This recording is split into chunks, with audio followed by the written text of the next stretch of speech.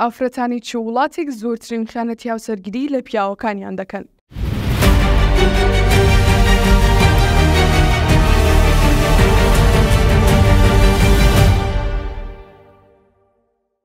ئافرەتانی چ وڵاتێک زۆرترین خیانەتی هاوسەرگیری لە پیاوەکانیان دەکەن؟ خیانەتی هاوسەرگیری لە هەموو کۆمەڵگایەکدا بوونی هەیە. ئەم ناپاڵکی هاوسەرگیریش تایبەت نییە بە ڕەگەزێکی دیاریکراو یان نەتەوەیەکەوە. هەموو وڵاتێک و کلتورێک بە ڕێژێکی دیاریکرا و ئەم دیاردەیە تیادا بەدی دەکرێت. ڕێژەکەش لە وڵاتێکەوە بۆ وڵاتێکی تر یان لە کلتورێکەوە بۆ کلتورێکی تر دەگۆڕدرێت. خیانەتی هاوسەرگیری لە کورتترین پێناسەدا بریتیە لە هەبوونی پەیوەندی ناشەڕایی پیاوێکیان ژنێک لە دەروی بازنەی هاوسەرگیری لەگەڵ کەسێکی تر. ئەم دیاردەیە پیا و بیکاتیان ئافرەت بە یەکێک لە دیاردە قێزەونەکان دادەنرێت. لە کۆمەڵگای کوردیشدا خیانەتی هاوسەرگیری بوونی هەیە. ڕۆژ نییە خێزانێک بەهۆی ئەم دیاردەوە لەبەر یەک هەڵنەوەشێتەوە. ڕەفەی دادگاکانیش پڕن لە چیرۆکی ناپاکی هاوسەرگیری یان ئەوە تا پیاوەکە لە دەرەوە دەستی لەگەڵ ژنێکدا تێکەڵ کردووە یان ژنەکە پەیوەندی لەگەڵ پیاوێکتردا بەستووە. هۆکارەکان هەر شتێک بن ناگاتە ئەوەی پیاو یان ژن دەست بۆ ئەم دیاردە قێزەونە بەرن. بەڵام بەهۆی هەبوونی هەندێک باگراوندی دینی و ئامادەگی کۆمەڵێک عۆرفی کۆمەڵایەتی ڕەنگە بە بەراورد بە کۆمەڵگە وڵاتانی تر لە ناو کووردا مەکەمتر بێت.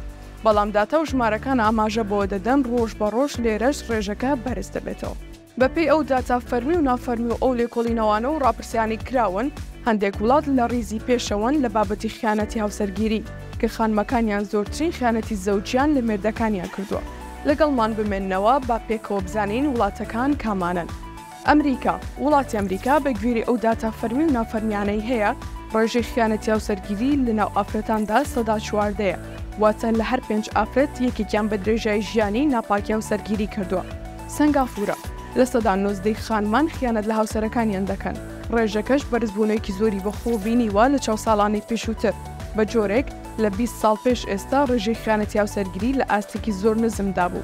سوید وڵاتی سوید یەکێکترە لە وڵاتانەی بە ڕێژیم سەدا 32 خانمان لە وڵاتە خیانەت لە هاوسەرەکانیان دەکەن. رووسیا کاتێک سەیری ئامار و داتاکانی رووسیاکەی ڤلادیمیر پوتین دەکەین خیانەتی هاوسەرگیری بووەتە شتێکی ئاسایی لە وڵاتە. بە جۆرێک لە هەردە ئافرەتێک سییانیان ناپاکی لە پیاوەکانیان دەکەن. فینلەندا لە تازەترین ئاماردا خەڵکەکەی لە ڕیزی پێشەوەی ئەوانەدا بوون کە دڵخۆشترینن لەسەر ئاستی ڕووی زەوی. لەم ڕیزبەندیەشدا پێگەیان دیارە کاتێک خانمان و پیاوانی فینلەندی هەبوونی پەیوەندی لەگەڵ ڕەگەزی بەرامبەر لە دەروی بازنی هاوسەرگیری تا ڕادەیەک بە شتێکی ئاسایی دەزانن. ڕێژەی خیانەتی هاوسەرگیری لە وڵاتە ئەسکەناڤیەدا دەگاتە سەدا 36. بەداخەوە وەک بینیمان ڕێژەی خیانەتی هاوسەرگیری لە سەرجەم وڵاتان تا دێت ڕوو لە زیاد بوونە.